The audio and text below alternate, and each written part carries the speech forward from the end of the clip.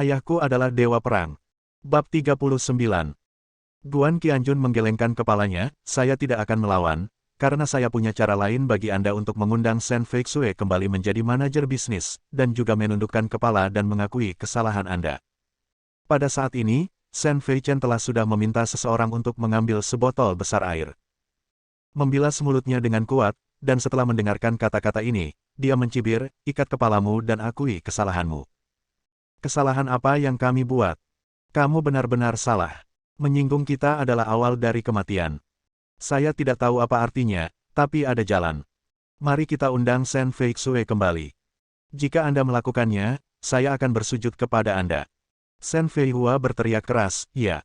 Jika kamu punya cara, aku akan berlutut dan menjilatmu. Aku tidak tahu apa yang disebut kebodohan itu. Fan Aixiang, sebaiknya kamu memikirkan cara. Jangan biarkan dirimu mati begitu menyedihkan. Fan Suren, keluarga Shen jelas bukan tempat di mana Anda bisa main-main. Tuan Shen, panggil polisi. Orang seperti ini harus ditangkap dan dimasukkan ke balik jeruji besi. Shen Feixue, bukan hanya tidak bisa ketika dia kembali ke bekerja, saya juga akan menghilangkan semua dividen dari rumahnya di keluarga. Shen Feixue berkata dengan panik, kakek, kamu tidak bisa melakukan ini. Shen Sanwei menatapnya dengan tajam, kamu meminta segalanya, dan kamu masih ingin kembali dan menjadi manajer bisnis. Kamu bahkan tidak dapat memimpikannya. Pada saat ini, beberapa orang tiba-tiba masuk dari luar pintu. Pemimpin kelompok itu mengalami memar di hidung dan wajahnya, tetapi dia berhasil tersenyum. Dia tak lain adalah Du Baiwei. Dia berkata dengan lantang, Tuan Shen, saya telah mengangkut semua bahan mentah yang Anda minta, dan saya juga memiliki truk tambahan. Jangan khawatir, semuanya adalah yang terbaik. Pasti tidak akan ada pemalsuan. Semua di luar. Dalam sekejap sementara itu, keluarga Shen melupakan konflik mereka dengan Guan Qianjun dan Shen Feixue, dan bergegas untuk menonton. Di luar memang ada 3 truk besar yang diparkir. Du Baiwei berkata sambil tersenyum, saya benar-benar malu sebelumnya, jadi sekarang sebagai kompensasinya, saya menawarkan diskon 30% untuk kumpulan bahan mentah ini. Saya benar-benar tidak menghasilkan banyak uang. Jika saya membutuhkan bahan mentah di masa depan, saya akan mendapat diskon 20%. Semua orang terkejut dan terharu. Mata Shen Feixue membelalak tak percaya. Dia menoleh untuk melihat Guan Qianjun dan melihat senyuman aneh di wajahnya. Shen Feichen segera mengedipkan mata pada Shen Feihua. Shen Feihua kembali sadar dan segera berkata dengan lantang, kakek, lihat, ini bagus. Tuan Du akhirnya tergerak oleh saya dan bersedia memberi saya bahan mentahnya.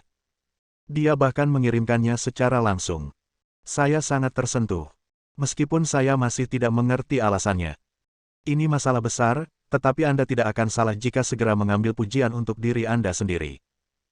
Dia memutar pinggangnya dan bagian atas tubuhnya bergetar, dia segera melangkah maju dan mengulurkan tangan untuk memeluk lengan Du Baiwei.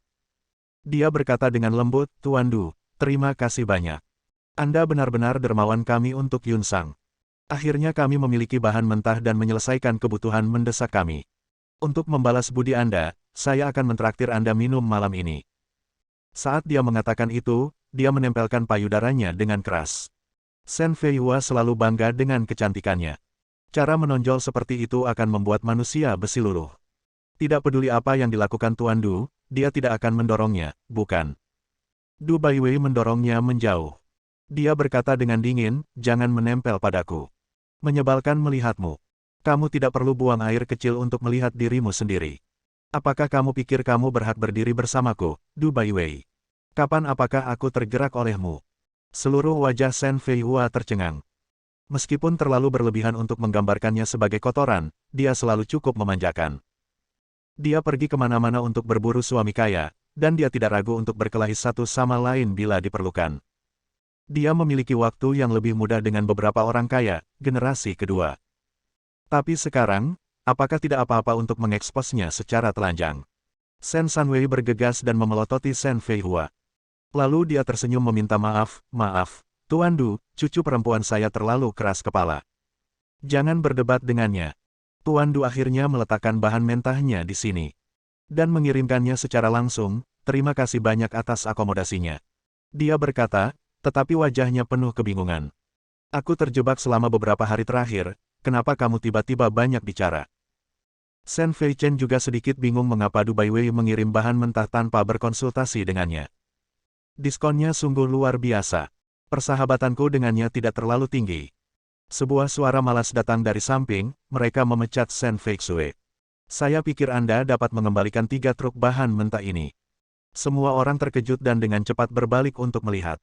Persis seperti itulah yang dikatakan Guan Qianjun. Shen Feichen segera menunjuk ke arahnya dan berkata dengan nada mengejek, "Wah, kamu benar-benar gila, otakmu tidak ada harapan. Kami baru saja memecat Shen Feixue, ada apa? Kami juga harus mengusirnya dari keluarga. Tuan Du, apa masalahnya? Apa bedanya jika kami menyediakan bahan mentah? Apakah kamu pikir kamu adalah Kaisar Langit? Kamu memiliki keputusan akhir dalam segala hal." Guan Qianjun melanjutkan dengan nada malas, lagi pula, tidak perlu menyediakan bahan mentah di masa depan, bahkan tidak sehelai kain pun. Begitu dia mengatakan ini, semua orang di keluarga Shen tertawa terbahak-bahak, menunjuk ke arahnya, dan menyebutnya benar-benar gila. Shen Fei, segera setelah Anda jatuh, wajah Anda akan ditampar. Du Baiwei bergegas dan berkata dengan hormat, "Ya. Tuan Guan. Jangan khawatir, saya berjanji untuk mendengarkan Anda. Apapun yang Anda katakan akan menjadi apapun yang Anda katakan." Semua orang tercengang. Ini. Apakah dunia sudah gila? Du Baiwei menghampiri Shen Feixue lagi, tersenyum masam, dan berkata dengan suara rendah, "Nona Shen, saya tidak menyangka Anda begitu energi dan mengenal seseorang seperti Tuan Guan. Oke. Saya akui kekalahan dan kemauan jangan pernah membuat rencana apapun untuk Anda lagi." Kemudian dia berkata dengan lantang, "Saya, Tuan Du, dengan sungguh-sungguh menyatakan bahwa di masa depan, saya akan memberi perusahaan Yunsang berbagai bahan mentah sesuai dengan keinginan Nona Shen Feixue, memastikan yang tercepat pengiriman dan layanan kualitas tertinggi." Dengan kata lain, dia menatap Shen Sanwei dan yang lainnya dengan dingin, "Jika Nona Shen tidak ingin saya menjual bahan mentah ke Yunsang, saya akan mengambil ini 3 truk segera kembali. Mulai sekarang, seperti yang dikatakan Tuan Guan, saya bahkan tidak akan memberi Anda 1 potong pun kain." Begitu dia selesai berbicara, seluruh penonton terkejut. Semua orang di keluarga Shen merasakan wajah mereka terbakar. Tapi rasa sakitnya yang membara tidak ada apa-apanya, jika bahan bakunya benar-benar dipotong, perusahaan akan dalam bahaya. Du Baiwei bertanya lagi, "Saya ingin tahu apa maksud Nona Shen sekarang." Shen Feixue memandang Guan Qianjun dengan malu. "Entah kenapa, tapi sekarang aku merasa pria inilah yang menjadi tulang punggungnya." Guan Qianjun tidak sopan dan hanya berkata, "Kamu telah dipecat sekarang dan bukan lagi manajer. Mengapa kamu mengurus ini? Ayo pergi." Saat dia mengatakan ini, dia pergi untuk memegang tangan Shen Feixue. Shen Sanwei tiba-tiba berteriak dengan keras, "Siapa yang memecat cucu perempuan saya yang baik? Itu tidak masuk akal. Shen Feichen, apakah ayahmu yang memberi perintah?" Feixue adalah manajer bisnis yang luar biasa. Tidak hanya bahan mentahnya yang penting, tetapi juga jaminannya. Di masa depan, kita dapat membeli barang dengan lancar dan mendapatkan diskon. Feixue, jangan khawatir. Saya pasti akan membuat keputusan untuk Anda. Anda masih manajer unit bisnis pertama, dan saya juga akan memberi Anda kenaikan gaji, tambahan 1.000 yuan per bulan. Siapa yang berani memecat Anda, saya akan memecat dia. Kata-katanya benar dan penuh emosi. Begitu lezat. Saat dia mengatakan itu, dia mendekat dan menatap Shen Feixue sambil tersenyum. "Cucuku yang baik, jangan khawatir. Saya di sini untuk memastikan bahwa Anda, manajer bisnis, melakukan pekerjaan dengan baik, dan Anda tetap tidak datang untuk meminta maaf." Dia tiba-tiba menoleh dan melihat ke arah orang-orang di kamar kedua. Shen Feihua berkata tidak yakin, "Kakek, mengapa kami harus meminta maaf? Gangster yang dibawanya memukuli kami dengan sangat parah dan membuat saudara lelaki saya makan apa-apa. Saya pikir kami harus memanggil polisi.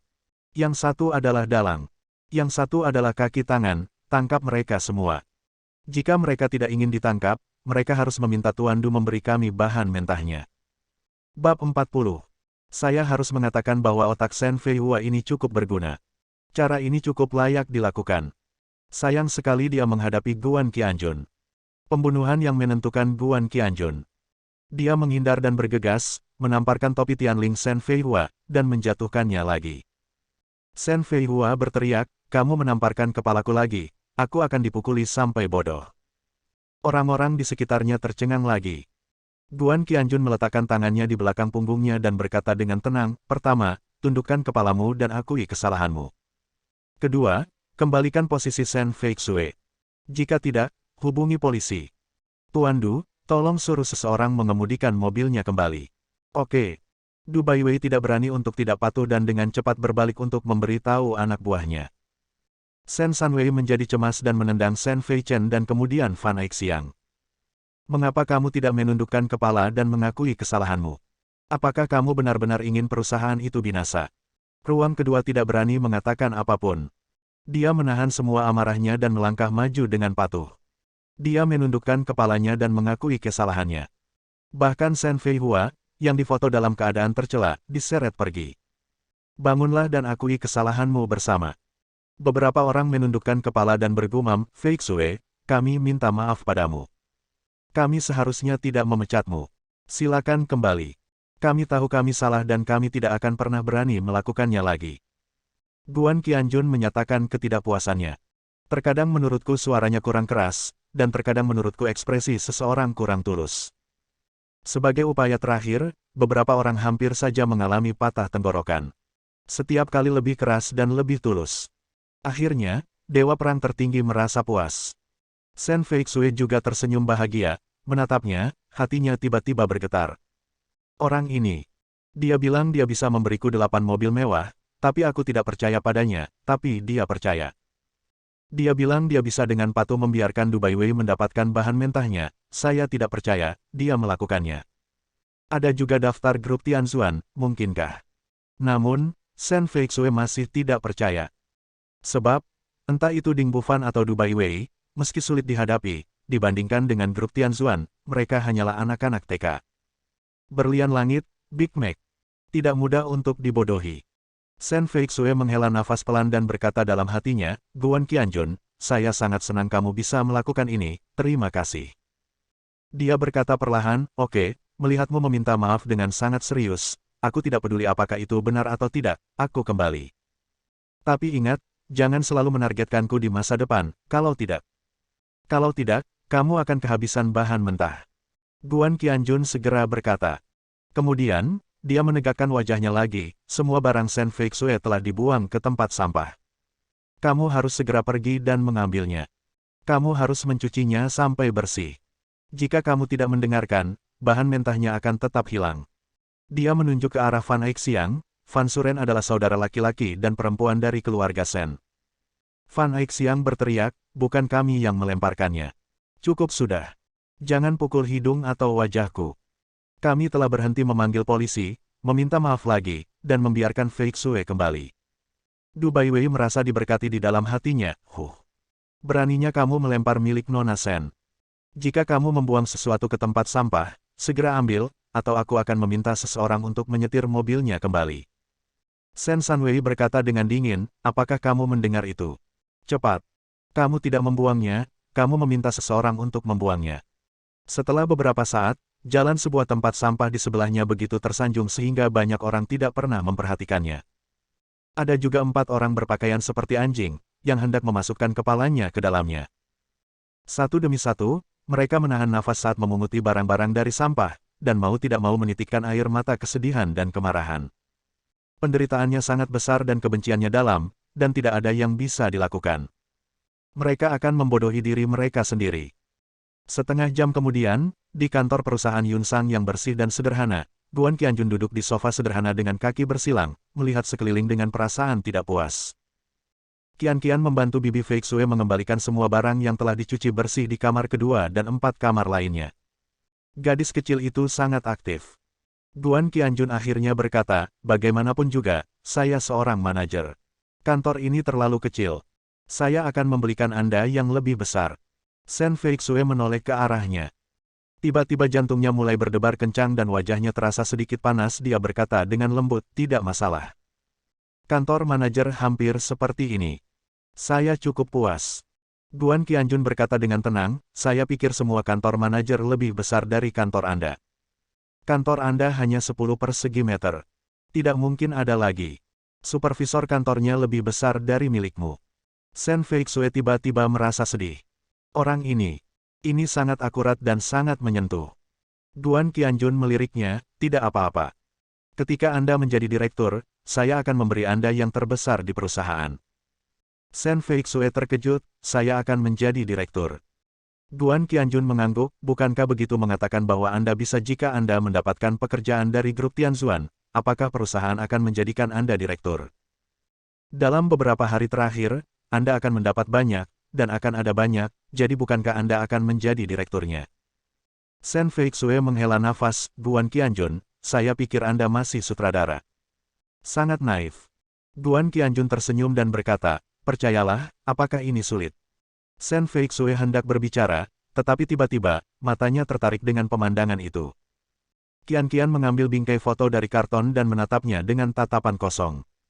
Kemudian, tanpa mengucapkan sepatah kata pun, dia berjalan ke meja, naik ke kursi, berlutut di atasnya, dan meletakkan bingkai foto di atas meja dengan tegak. Dia menundukkan kepalanya, menghirup bingkai foto, dan menyekanya dengan jari-jarinya dengan hati-hati. Saat saya menyekanya, air mata terus mengalir. Dia bergumam pelan di mulut kecilnya, Ibu. Ibu, tahukah kamu? Qian sangat merindukanmu. Yah, kamu harus tahu. Petik 2. Shen Feixue menghela nafas pelan, berjalan mendekat, dan memeluk Qian erat-erat. Bersama. Qian juga memeluknya erat dan menangis lebih keras lagi, Bibi Feixue. Bisakah ibuku benar-benar tidak bisa kembali? Tidak bisakah dia memelukku dan memberiku makan lagi? Teriaknya. Aku merasa sangat sedih. Guan Qianjun berjalan diam-diam. Bingkai foto itu persis seperti yang dia lihat di tempat sampah sebelumnya. Shen Feixue dan Su Qingyi bersatu, dengan senyum muda dan penampilan menawan. Su Qingyi memeluk Qian dan menekan wajahnya erat-erat, tersenyum bahagia. Guan Qianjun juga merasakan sedikit sakit di hatinya. Sejujurnya, Su Qingyi sangat baik padanya ketika dia masih kuliah. Ketika dia bermain bola basket, dia selalu ada di sana untuk menyemangatinya, memastikan untuk berada di sana. Dia tidak suka terlihat di depan umum, tapi dia bergabung dengan tim pemandu sorak untuknya, hanya untuk mencegah dia dibujuk oleh orang lain. Dia bahkan akan pergi ke asramanya untuk membereskan tempat tidurnya, mencuci pakaiannya dan bahkan kaus kakinya, dan mentraktir teman asramanya makan malam, agar sekelompok anak laki-laki membantunya menyampaikan kata-kata yang baik di depan Guan Qianjun. Dia memasak semua jenis sup lezat untuk menambah nutrisinya saat dia berlatih kungfu dan berolahraga setiap hari. Saya membelikannya pakaian dan dia tidak menginginkannya, jadi saya memperbaiki pakaiannya yang robek dan sering menusuk jarinya. Saya telah melakukan banyak hal untuknya. Guan Qianjun pernah bertanya dengan bingung, kamu adalah seorang wanita muda yang kaya, dan saya hanyalah seorang yatim piatu. Jika bukan karena dana dari negara dan orang-orang yang baik hati, saya bahkan tidak akan bisa bersekolah. Mengapa kamu menggangguku seperti ini? Su Qingyi, apakah kamu memerlukan alasan untuk mencintai seseorang? Jika ya, karena kamu terlihat seperti kekasihku di kehidupanku sebelumnya, aku tidak rela melepaskannya di kehidupan ini. Apakah kamu puas dengan alasan ini? Pada saat ini, mengingat ini, Guan Qianjun sebenarnya merasa agak manis. Tiba-tiba, suara tangis kekanak-kanakan terdengar di telingaku. Hei, maukah kamu membalaskan dendam ibuku? Temukan pembunuhnya dan bunuh dia. Tidak peduli seberapa kuat dia, bahkan jika dia lebih kuat dari 10.000 Ultraman. Bisakah kamu membunuhnya juga? Bersambung.